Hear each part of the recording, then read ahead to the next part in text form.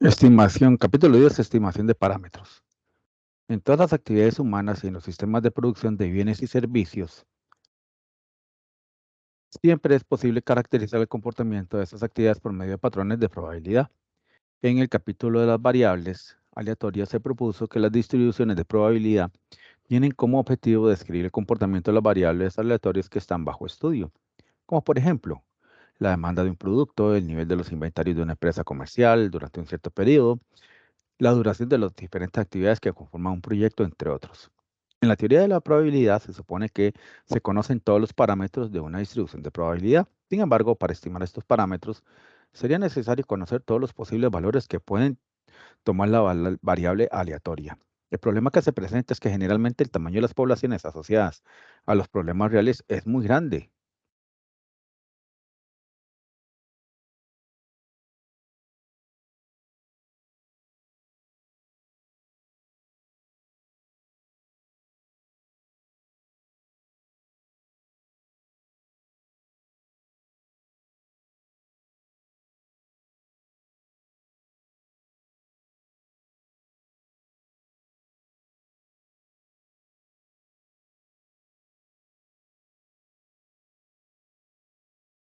El problema que se presenta es que generalmente el tamaño de las poblaciones asociadas a los problemas reales es muy grande o infinito, por lo que no es posible conocer con exactitud los verdaderos valores de los parámetros de las distribuciones de probabilidad que caracterizan a las variables aleatorias que están bajo estudio. El problema central en la estadística es usar los datos, sean estos datos observacionales, provienen de reportes o informes presentando en bases de datos alimentadas por personas, máquinas o computadoras o experimentales. Se generan producto de la experimentación en laboratorios, bajo condiciones controladas para realizar inferencias acerca de los parámetros que son desconocidos. Al estadístico sigma, utilizado para estimar posibles valores de un parámetro poblacional desconocido, se le denomina un estimador de sigma. Al valor observado para el estimador se le llama el estimado. Por ejemplo, si se tiene una muestra de 5 datos con las observaciones x1 igual a 3, x2 igual a 5, x3 igual a 6 y x4 igual a 4.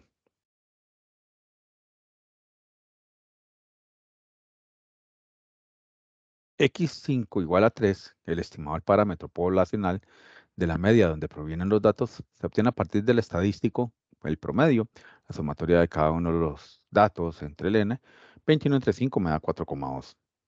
Se dice que la media muestral X es un estimador de la media poblacional new. Claro que no se puede esperar que el valor de la media de la muestra sea exactamente igual al valor de la media poblacional new. Solamente se podrá esperar que esté cercano, dado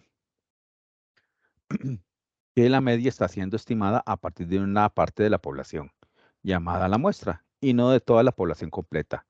Es por esta limitación que en muchas ocasiones resulta más valioso dar un intervalo dentro del cual se tenga confianza de que la media new estará incluida. Por esta razón se hace necesario estimar la estimación no solo puntual, sino también por el intervalo. Y viene la estimación puntual y por intervalo. Pero antes quiero revisar que en realidad se esté escuchando bien lo que estoy diciendo.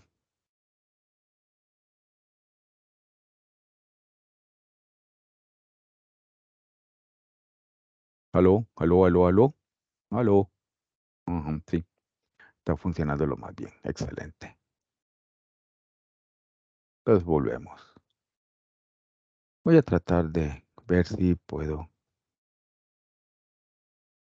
abrir en un editable.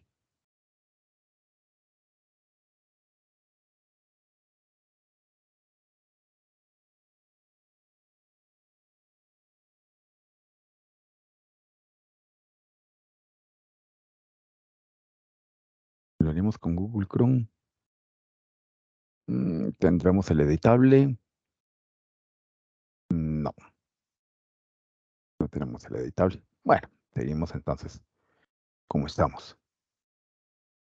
Estimación puntual y por intervalo. Estimación puntual. Cuando se habla de estimación puntual es necesario resaltar que cualquier estimador sigma debe cumplir con dos propiedades importantes.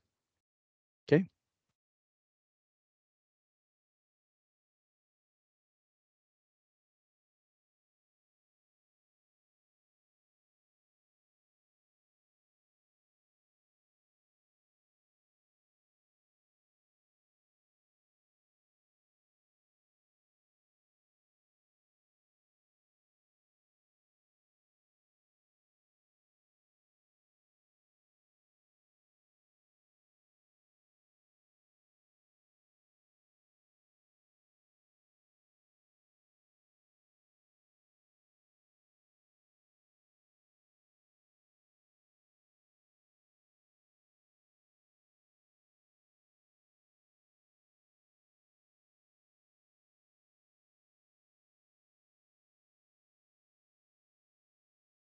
Cuando se habla de la estimación puntual es necesario resaltar eh, que cualquier estimador sigma debe cumplir con dos propiedades importantes, la propiedad de sesgamiento y la propiedad de mínima varianza. Adicionalmente, existe una tercera propiedad llamada la propiedad de eficiencia, la cual permite seleccionar el mejor de entre dos estimadores puntuales propuestos. A continuación, se analizará cada una de estas propiedades. Propiedad de sesgamiento. En la sección correspondiente al teorema del límite central se demostró mediante un ejemplo como si se toman todas las muestras de tamaño n igual a 2 con reemplazo o sin reemplazo de una población con los elementos x, 1, 2, 3, 4, 5 y 7, con medianio de varianza sigma al cuadrado igual a 5, se cumplen las siguientes propiedades. El estimador del promedio, el new, va a ser 4. El estimador de la desviación de la varianza, sigma al cuadrado, es igual a 5. Es decir, si se equiparan los promedios de todas las posibles, todas las muestras posibles obtenidas de una población, con un método de muestreo con o sin reemplazo y de cualquier tamaño n, el valor esperado de los promedios obtenidos de los valores de la muestra es igual al promedio de los valores de la población.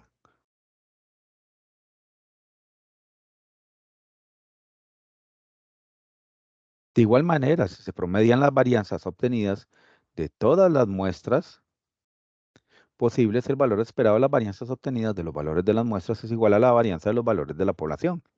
En este ejemplo también se demostró numéricamente que la varianza de los promedios de todas las muestras tomadas de la población con reemplazo es igual a la varianza de la población dividida entre el tamaño de la muestra. Es decir, la varianza de la población sería el sigma al cuadrado de cada promedio, sigma al cuadrado entre el n de definición. En general, se dice que cualquier estimador es sin sesgado si la estimación es igual al sigma. ¿Ok?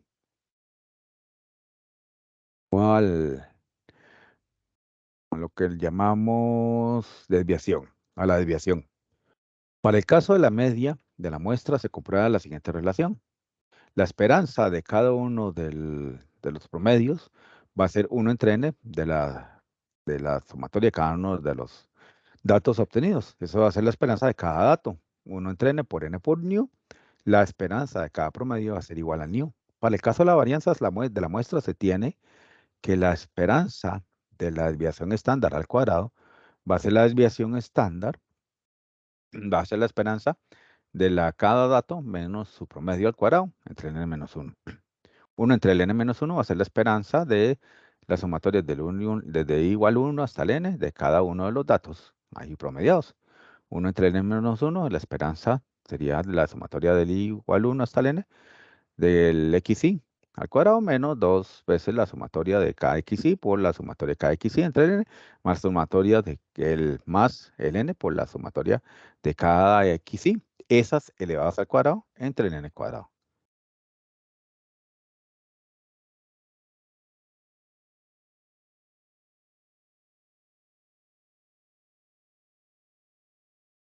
Y al final lo que vamos a obtener es simplemente una estimación. 1 entre n menos 1 va a ser la esperanza de cada una de las sumatorias de las esperanzas de cada x al cuadrado menos la sumatoria desde igual 1 hasta el n de cada dato al cuadrado entre el n. Entonces la esperanza va a ser la desviación estándar al cuadrado de un 1 entre n menos 1 de la esperanza del xy al cuadrado menos el n esperanza de xp al cuadrado.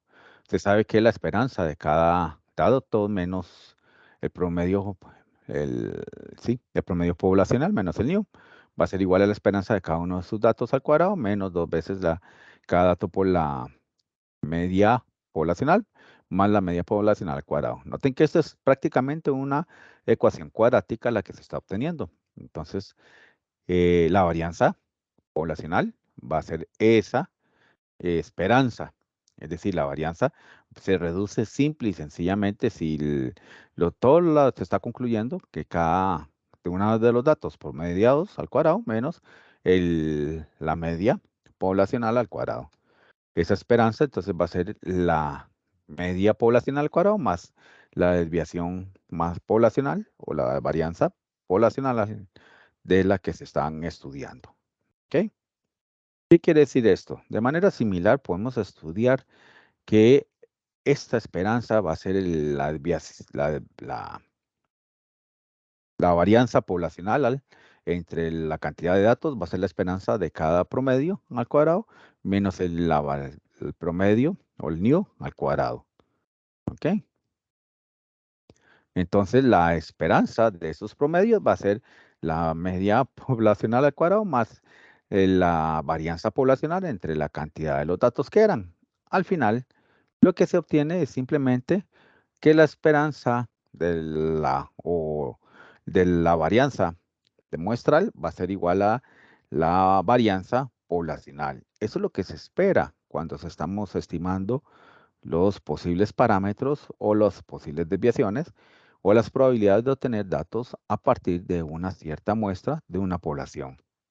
Por lo tanto, si la desviación estándar elevada a la E concluye que la varianza muestral es un estimador insesgado de la varianza poblacional, no hay ningún problema.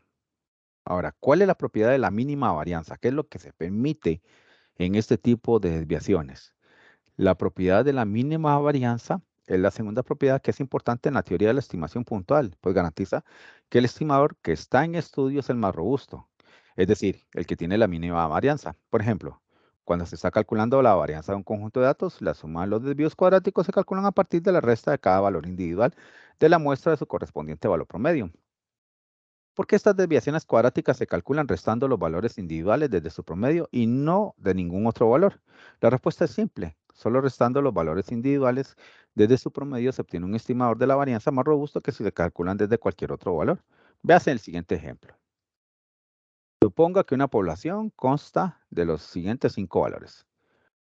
X, 2, 3, 4, 5, 6. El promedio de esta población se calcula como sigue. La suma de los datos entre los 5 datos que eran 20 entre 5 me da 4. Y el H va a ser la resta de cada dato menos la proporción o la estimación al cuadrado. Es la suma de los desvíos cuadráticos.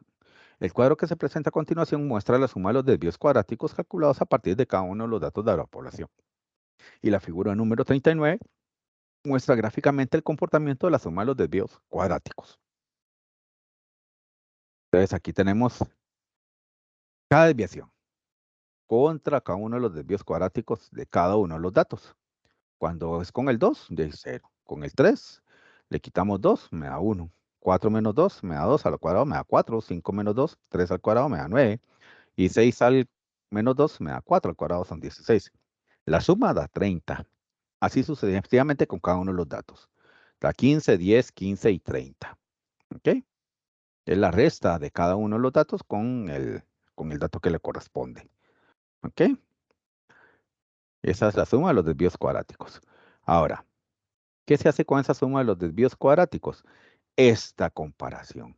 Cuando comparamos contra el 2, da 30, contra el 3, da 15, contra el 4, da 10, contra el 5, da 15 y contra el 6, da 30. Ese comportamiento de los desvíos cuadráticos para estos ejemplos. Entonces, de la figura número 39, lo que podemos concluir es que la suma de los desvíos cuadráticos es mínima cuando estos desvíos se calculan desde el promedio y no desde ningún otro valor, por lo que el promedio es un estimador robusto, es decir, de mínima varianza. El siguiente desarrollo comprueba esta afirmación.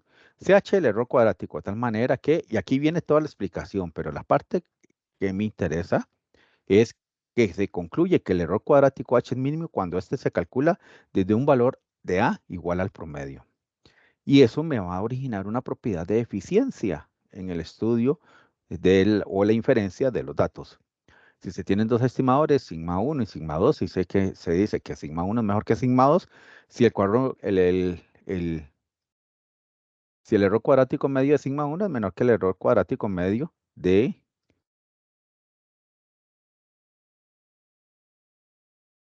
sigma 2. Es decir, si la división entre el error medio cuadrático, el sigma 1, entre el error medio cuadrático, sigma 2 es menor que 1, entonces el estimador 1 es mejor que el estimador 2, de lo contrario, sería mejor el estimador 2. Es decir, si la división esta me da mayor que 1, escogemos el estimador 2.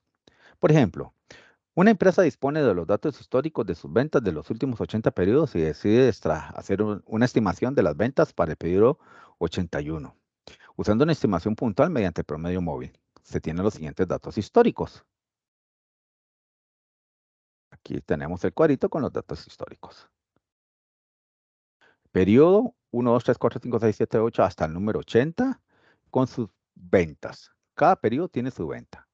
Ventas en dólares. ¿Ok? ¿Qué se saca aquí?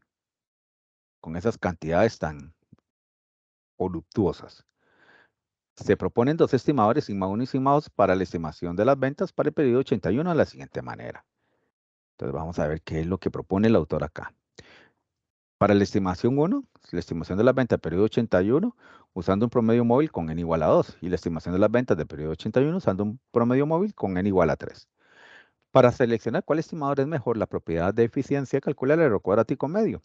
Este último se define como la suma de las diferencias elevadas al cuadrado entre cada dato histórico de ventas y su correspondiente pronóstico de venta.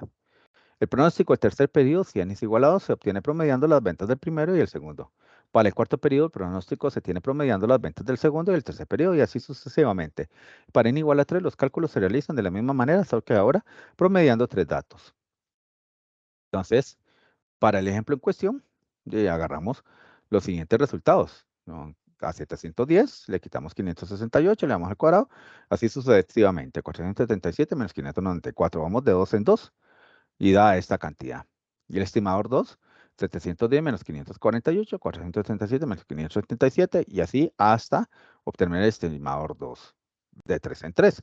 Ve que las cantidades son bastante grandes. En consecuencia, si yo divido el estimador 1 entre el estimador 2, vea que me da 0,73 esa división. Es menor que 1.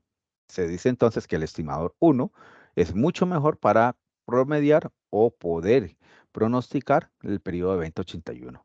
Por lo tanto, es conveniente calcular el pronóstico de la demanda usando un promedio móvil con n igual a 2, debido a que proporciona el menor error de pronóstico. Ahora, en estas partes también hay una estimación de intervalo. La estimación por intervalo es la intención de brindar un intervalo del que se confíe con algún nivel de confianza que contempla la media NIO. Para obtener este intervalo se utiliza la distribución de probabilidad del estimador puntual.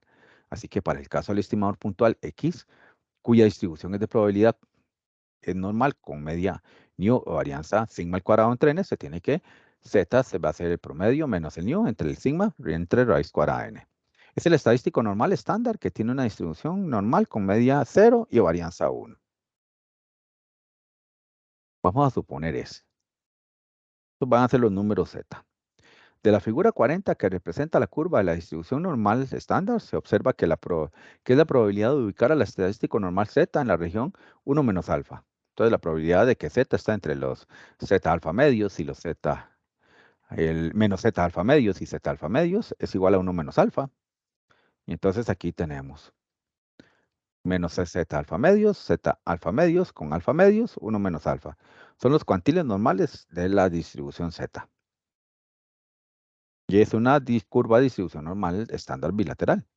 Sustituyendo a z, bueno, aquí viene todo un rollo en donde, ¿cómo es que se obtiene el número z? Nosotros vamos a trabajar con tablitas de los números z, más fácil para poder obtener la estimación o el menor error cuando trabajemos tomando muestras.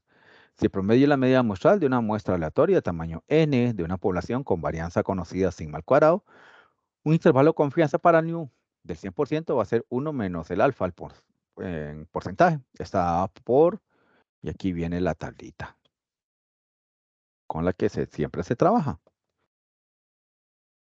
Este promedio va a ser el promedio menos z menos alfa, sigma entre raíz cuadrada de enésima. El nu va a ser mayor o igual que esa resta y va a ser menor o igual que la suma. X promedio más z alfa medios, sigma entre raíz cuadrada de n, donde z de alfa medio es el punto de la distribución normal estándar que corresponde al área de probabilidad alfa medios. Este intervalo brinda una buena estimación para NIO, principalmente en el caso de que las muestras sean tomadas de una población cuya distribución de probabilidad normal, o bien para muestras de tamaño n mayor o igual a 30. Aquí está el enrollo y el asunto con el que siempre se debe trabajar para efectos de una investigación. Trabajar muestras, ojalá, de tamaño mayor o igual a 30.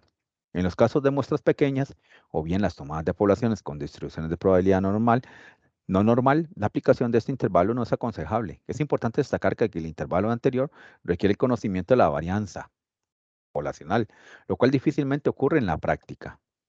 Para el caso de que el alfa que vayamos a trabajar y trate de introducir un error del 5%, el alfa sería 0,05, se obtiene que la probabilidad va a ser el promedio menos 1,96 de el de la desviación poblacional entre la raíz cuadrada del tamaño de la muestra y el promedio poblacional va a ser mayor que eso, pero menor o igual que el promedio de la muestra más 1,96 de la desviación estándar entre raíz cuadrada de n. Y eso me va a dar una probabilidad del 0,95. O sea, vamos a tener un 95% de que los datos estén ubicados ahí. Esta expresión define que el 95% de las veces nu estará a no más de 1,96 sigma entre raíz cuadrada de n unidades de la media muestral y definir el intervalo de confianza del 95% para nu. Aquí tenemos un ejemplito que nos presenta el autor. Suponga que se reciben 35 bolsas cuyo contenido promedio de café es de 348 gramos. Calcular los intervalos de confianza del 95% y el 99% para el contenido medio de café de estas bolsas. Asumir que la desviación estándar poblacional es de 8 gramos. Solución. Ya sabemos que el promedio va a ser 348 y el sigma es de 8. Queremos un 95% del nivel de confianza. O sea, el Z alfa medio va a ser el Z de 0,05 medios, Z 0,025 y va a ser supuestamente el 1,96. Pues 348 menos 1,96 entre 8 raíz cuadrada de 35 va a dar 345,35. Y 348 más 1,96 por 8 entre raíz cuadrada de 35 va a dar 350,65. O sea, el promedio, el new poblacional, va a estar entre 345,35 y 350,65 en cantidad de gramos. Los Z se sacan de las tablas. Esos Z están ya en tablas y están estipulados. Y si quiero un intervalo al 99% de confianza, el Z alfa medios va a ser Z 0,01 medios, Z,0005, 2,575 de acuerdo con la tabla. 348 menos 2,575, 8 entre raíz cuadrada de 35 del new, y 348 más 2,575 por 8 entre raíz cuadrada de 35. Entonces va a ser 344,52 y 351,48. Obsérvese cómo el intervalo del 99% de confianza es más amplio. Así, cuanto más alto es el nivel de confianza, más amplio es el intervalo de confianza para el parámetro desconocido. Consecuentemente, desde el punto de vista de la toma de decisiones, en ocasiones será mejor tener un intervalo del 95% de confianza de que el contenido medio de las bolsas de café está entre 345,35 y 350,65 gramos, que un intervalo del 99% de que este contenido oscila entre 344,52 y 351,48 gramos.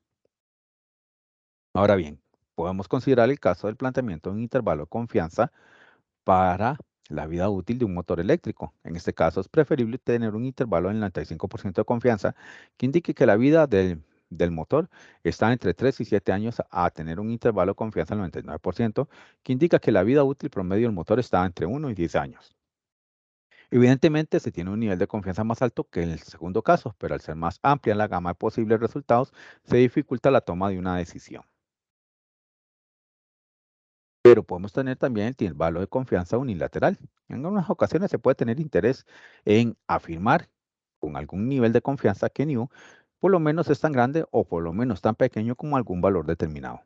De la figura número 41 se puede observar que la probabilidad del z sea menor que z de alfa sería 1 menos alfa, donde z es una variable aleatoria normal estándar. Así se tiene la siguiente definición de intervalos de confianza unilaterales. Definición: si el promedio de la muestra es la media muestral de una muestra aleatoria de tamaño n tomada de una población con varianza conocida, sigma al cuadrado, un intervalo de confianza para nu del 1 menos alfa, porcentaje unilateral, superior está dado por el promedio menos los z alfa, sigma de la raíz enésima de n, menor o igual al nu.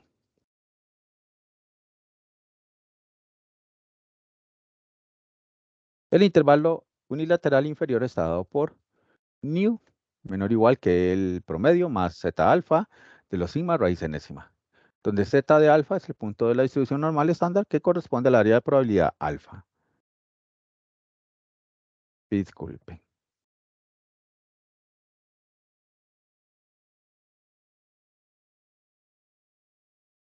Donde z de alfa es el punto de la distribución normal estándar que corresponde al área de probabilidad alfa.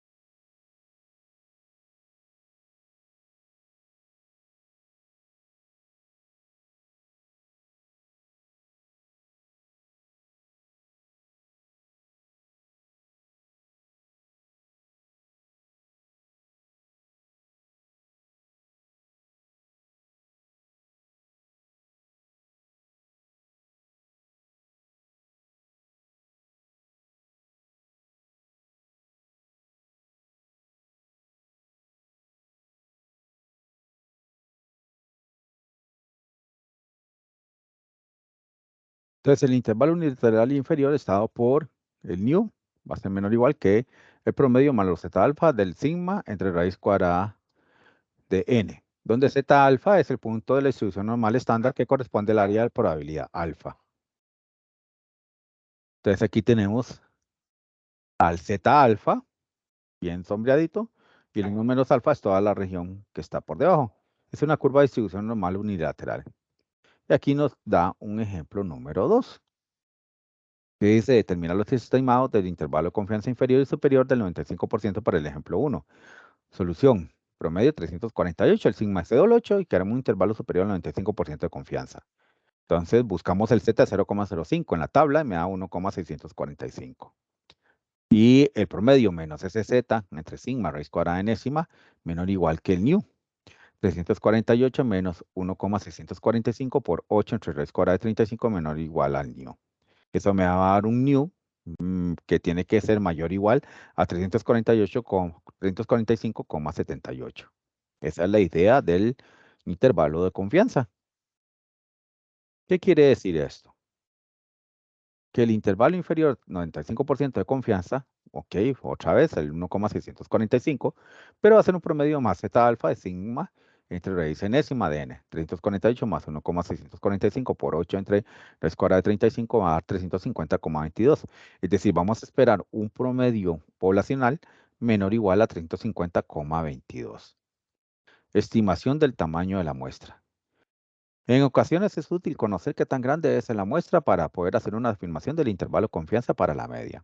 Por ejemplo, suponga que por experiencia se sabe que el peso de las tilapias criadas en una planta se comporta de manera normal, con una desviación estándar constante de 0,4 kilogramos. Si se requiere tener un 95% de confianza de que el estimado del peso promedio de las tilapias es correcto, ¿cuántas tilapias se deberán recolectar? Supóngase que se desea un error máximo en la estimación del peso promedio de más o menos 0,01 kilogramos. De acuerdo con la ecuación del intervalo de confianza, para una media con varianza conocida, el valor estimado de X promedio no se desvía en más de zeta alfa medio sigma de raíz cuadrada de n. Unidades dimensionales de nu en cualquier punto del intervalo. Se debe recordar que promedio solamente estima o aproxima el valor real de nu, pero no necesariamente va a coincidir con él. Este valor puede ser un poco más grande o más pequeño, como se muestra en la siguiente figura. Aquí tenemos al nu. Y con los intervalos de confianza, lo único que podemos deducir es que o el promedio está a la izquierda del nu o está a la derecha del nu. Con el intervalo de confianza es posible tener seguridad de que la estimación del peso promedio X no se desviará de la verdadera media poblacional nu en más que un cierto error máximo permitido, expresando este error en valor absoluto. Esto es, el zeta alfa medios de sigma entre raíz enésima n va a ser menor o igual al error máximo permitido. No se permite más que eso. ¿Ok? Para poder encontrar las estimaciones de la población a partir de la muestra. Por ejemplo, para el ejemplo de la estimación del peso de las tilapias, el error solicitado fue 0,01, por lo que ese sigma tiene que ser menor o igual a 0,001. El zeta alfa medio es alfa, el del sigma, raíz enésima de n, 1,96, 0,4, raíz enésima, raíz cuadrada de n, no sé cuánto da. No conocemos qué tamaño va a tener esa muestra, entonces lo que hacemos es un despeje. Pasamos a dividir el 1,96, no, pasamos a multiplicar la raíz enésima n y pasamos a dividir el 0,01. Si hago 1,96 por 0,4 entre 0,01, va a ser mayor o igual a 78,4. La raíz cuadrada de n tiene que ser mayor o igual a eso. Entonces, si yo saco el cuadrado, tiene que ser un n mayor o igual a 6147. En conclusión, se requieren por lo menos 6.147 tilapias para hacer el estudio y obtener una estimación del peso promedio de las tilapias y que no se desvíen más de 0,01 kilogramos del verdadero peso promedio nu de las tilapias. En general, se concluye que para el caso de intervalos unilaterales, el tamaño de la muestra n será al menos n igual al zeta alfa medio sigma entre el error al cuadrado. En el caso de intervalos unilaterales, la diferencia radicará en el valor estadístico normal estándar z, que será z de alfa solamente. Ahora, si yo quiero un intervalo de confianza cuando se desconoce la varianza sigma poblacional, sigma al cuadrado, si el tamaño de la muestra n es grande tal que n es mayor que 30, se puede utilizar la desviación estándar muestral como aproximación de ese sigma, aun cuando la normalidad no se pueda suponer. Esto debido a que cuanto mayor sea la cantidad de datos que se tengan, mejor será la aproximación. Por eso siempre se escoge que una muestra o un estudio sea con muestras poblacionales mayores que 30. Cuando se puede suponer la normalidad, pero el tamaño de muestra es pequeño, es decir, menor que 30, se puede recurrir a la variable aleatoria t, que tiene una distribución t-student con v igual a n menos 1 grado de libertad. Entonces, la t-student va a ser el promedio menos el promedio poblacional entre la desviación estándar muestral entre la raíz cuadrada de n. De la figura 42 se puede establecer que la probabilidad de que la estadística t se encuentre en la región 1 menos alfa es, y aquí tenemos, aquí está, 1 menos alfa, el menos t de alfa medios, t de alfa medios con la t de student, y ahí tenemos el alfa medios. Vea que es una alta probabilidad de que ocurra eso. Sustituyendo t en la ecuación anterior, entonces aquí tenemos toda la parte algebraica, el p menos t de alfa medios, t de alfa medios, y qué es lo que va en medio de ellos, el 1 menos alfa, y multiplicando por menos 1 y tirando la desigualdad se despeja el nu. Entonces el nu va a tener que estar entre el promedio menos t de alfa medios, la desviación estándar muestral, entre la raíz enésima de la raíz cuadrada del tamaño de la muestra, y por el límite superior el promedio más el t de alfa medios, la desviación estándar muestral entre raíz cuadrada de n, con 1 menos alfa. Esta última expresión define el intervalo de confianza para una media cuando se desconoce la varianza poblacional y la muestra es pequeña. Entonces tenemos una pequeña definición que dice lo siguiente. Si el promedio es la media muestral de una muestra aleatoria de tamaño n tomada de una población con varianzas conocidas sigma al cuadrado, un intervalo de confianza para nu de 1 menos alfa, está por, entonces el nu, aquí trabajamos con la t-student. El promedio va a ser 1, el promedio menos el t de student de alfa medios, la desviación estándar de la muestra entre raíz cuadrada del n muestral, el promedio más t de alfa medios, la desviación estándar entre la raíz cuadrada de la n muestral, o el tamaño de la muestra, raíz cuadrada del tamaño de la muestra.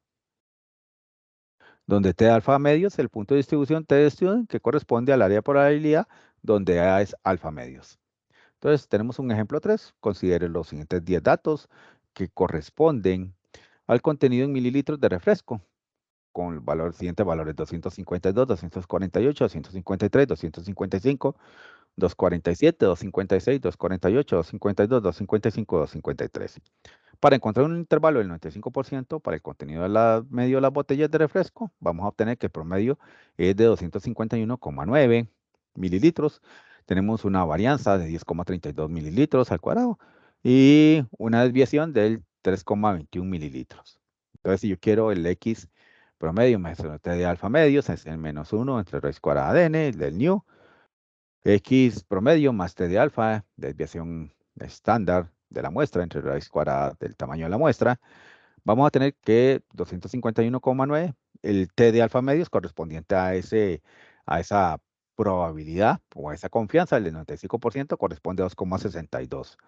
3,21 la desviación estándar de la muestra entre la raíz cuadrada de 10 porque eran 10 datos. El promedio va a estar mayor aquí, pero menor a 251,9 más 2,62, 3 por 3,21 entre raíz cuadrada de 10. Entonces, el promedio poblacional va a estar entre 249,60 y 254,20. En conclusión, el intervalo indica que el 95% de confianza es de esperar que el contenido medio de las botellas de refresco sea un valor que está comprendido entre 249,6 mililitros y 254,2 mililitros. Básicamente. Es importante recalcar que la prueba T es robusta para el supuesto de normalidad, lo cual requiere decir que aunque el supuesto de normalidad no se cumpliera, este intervalo es confiable, pues el error en el que se incurre es mínimo. Y si quiere un intervalo de confianza unilateral, este intervalo se calcula de manera similar al intervalo de confianza por una media con varianza conocida. La diferencia está en que ya sea el intervalo superior o el inferior, el estadístico t-student se utiliza con un nivel de precisión de alfa y no de alfa medios. Y si quiero la estimación del tamaño de la muestra, para poder minimizar ese error, el problema es determinar el tamaño de muestra requerido para calcular un intervalo para la media con un nivel de confianza un nivel de confianza se resuelve de la misma manera como se hizo para el caso del intervalo de confianza en una media con varianza conocida. Ahora, si quiero un intervalo de confianza para una varianza, una muestra de tamaño n extraída de una población con distribución normal y con una varianza conocida, sigma al cuadrado, tiene una varianza muestral S al cuadrado n menos 1, la cual es una estimación del estadístico S, de la desviación estándar poblacional. Esta varianza calculada se usará como estimador puntual de la varianza poblacional. Para ello, la estadística de la varianza muestral se llama estimador puntual del sigma cuadrado. Se puede establecer una estimación por intervalos para sigma cuadrado mediante el uso del estadístico chi cuadrado. Vea que aquí ya entramos, ya vimos tres posibles tablas, ¿verdad? La del alfa, ajá, la t-student y ahora la chi cuadrada. Esa se calcula con el n-1, la desviación, la varianza muestral y por la varianza muestral entre la varianza poblacional.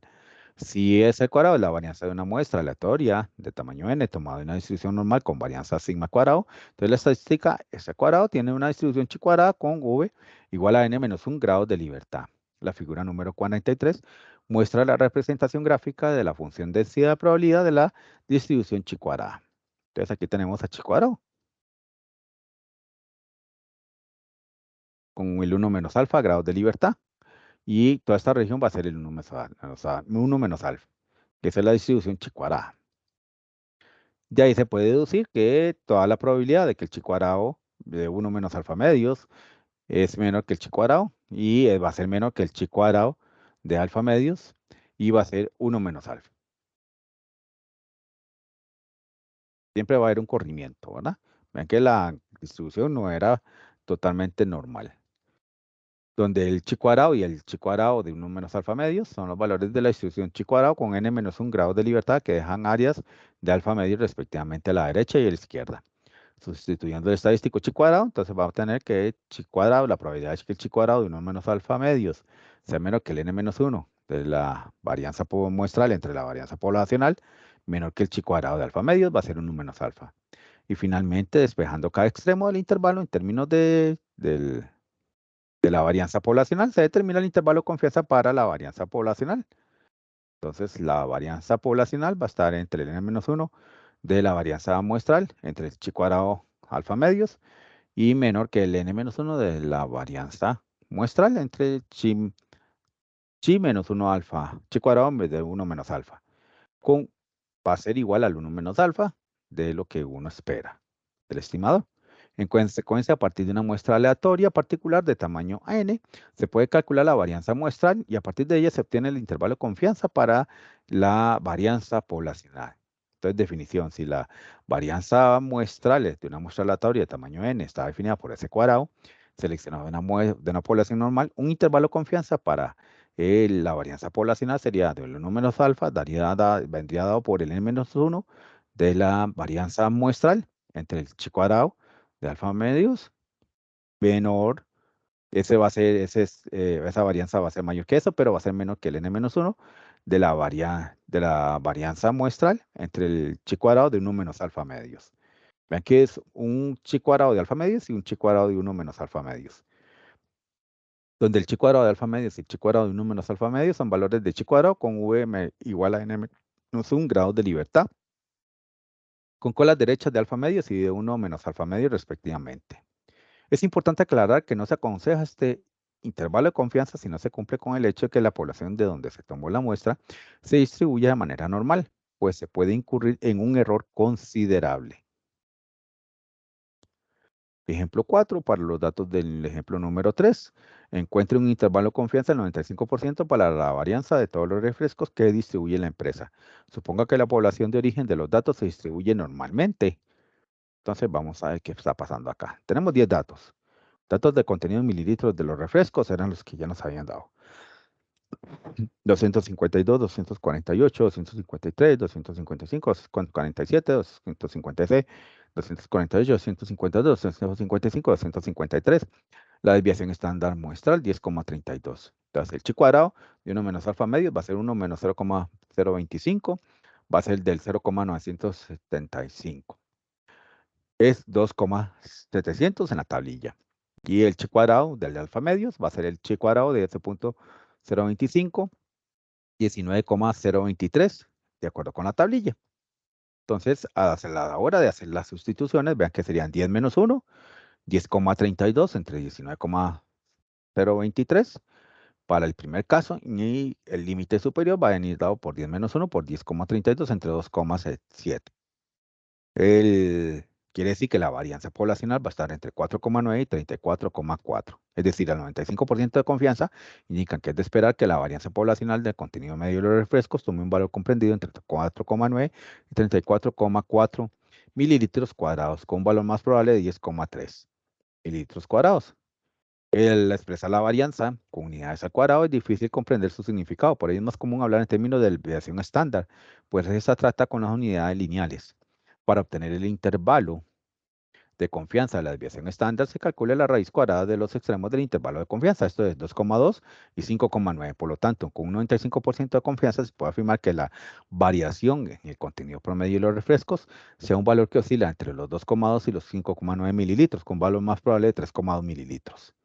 Y ahí tenemos la situación de las varianzas. Después viene el intervalo de confianza para dos varianzas, pero eso sería ya un estudio o una tesis bastante avanzada. Yo se los puedo dejar para que ustedes, si tienen la curiosidad de seguir con esta parte del estudio, pues lo hagan. No se lo recomiendo porque para efectos de una tesis sí va a ser un poco más largo y de mayor inversión el trabajar con dos varianzas, porque vamos a tener que tener un grupo base, grupo cero, y un grupo para una varianza y otro grupo para la siguiente varianza. Estaríamos trabajando con 3 grupos de datos para obtener la investigación. Lo mejor es trabajar solo con una muestra, no trabajar con 3 muestras o con 3 grupos blancos. Entonces ahí esa parte sí se las dejo para que si alguno tiene pues a bien y tiene curiosidad, a partir de acá pues haga un pequeño estudio individual de la parte de las dos varianzas. No la recomiendo para efectos de tesis. Entonces, ahora sí, ¿qué vamos a hacer con esta parte que está aquí? Que les acabo de explicar y que tiene que ver mucho con el tamaño de la muestra que ustedes deben de utilizar para efectos de la tesis y de toda la situación de las desviaciones estándar y lo que tiene que ver con los cálculos de esas muestras. Entonces, lo que les voy a solicitar es que hagan un mapa mental. Traten de investigar un poquito y si pueden descargar las tablas del chi cuadrado, la TD Student, el alfa medios, que son las normales. Esos están en internet y si los pueden unir al mapa mental para que lo tengan ya como archivitos ahí guardados para efectos de lo que es la tesis, entonces ese sería el portafolio de la semana 3, la semana que no pudimos tener la clase porque se me fue el internet. Y es totalmente sincrónica. Entonces sería el mapa mental, resumiendo hasta acá, la parte teórica explicada y adjuntando como archivos por aparte esas otras tablitas para que entonces en el próximo sábado, sábado 5 de agosto, si Dios quiere, en la clase, podemos analizarlas un poquito y podemos revisar cómo es que se utilizan para el cálculo de los intervalos de confianza cuando yo quiero trabajar bajo ciertos rangos la tesis y las muestras. ¿Ok? Entonces hasta aquí llegaría la parte explicativa. Vamos a tener la grabación.